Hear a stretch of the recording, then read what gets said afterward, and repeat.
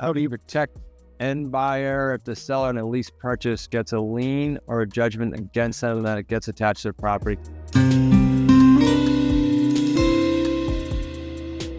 Okay, couple open-ended things, and Zach, chime in. Chris, couple things. We had this happen. It either didn't show up in the title search we did, or it snuck in later. Either one did happen to us.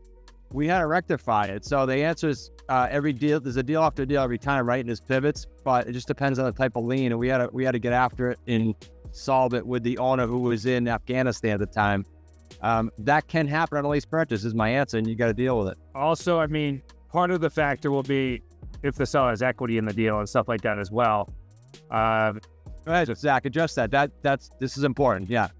Right, because at the end of the day, eventually the property's going to cash out, and if the seller has equity in the deal and there's a lien, then the seller has to cure that lien at the closing. So the difference between, say, a lease purchase and a subject to your owner financing is that title transfers at the end of the deal when it's a lease purchase. I mean, you're like tying it up with the seller, you get an agreement, you're clouding title, and then at the end of the term, that's when the title would transfer to the buyer, because really it's the seller and the buyer come together to close the deal, and you're getting an option release.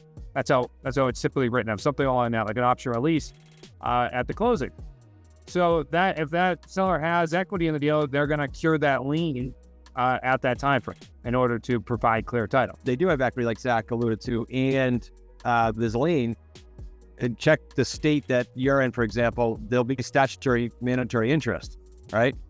And so it behooves them to take care of that sooner or later because it's just going to stack up. Now, if they have zero equity, now you got to negotiate and do the best you can, whether that's with the lien holder or with the seller.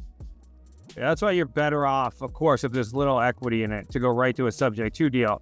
Now, I understand that if this is your first deal and you don't have support from like our community or something like that, then it becomes a little bit, challenging of a conversation. But I would directly go to trying to buy the property day one because of those things. It's actually way more protected of you to have title.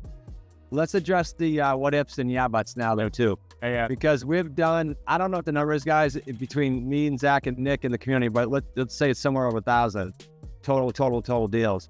And that's happened to us personally once. I haven't heard it happen in the community yet, but it's happened to us once. So we can kind of fear ourselves into a hole sometimes too. Chris, I'm not pointing this at you. This sparked me to say this. And then you'll never do a deal, right? So real estate's interesting. There's always a pivot, You're going to hear deals today that had headaches. You're going to hear deals the last day that had big headaches. And we show you how to pivot. It's part of doing business, right? Every time you pivot, it's very likely that the deal becomes more profitable because you're dealing with a harder challenge.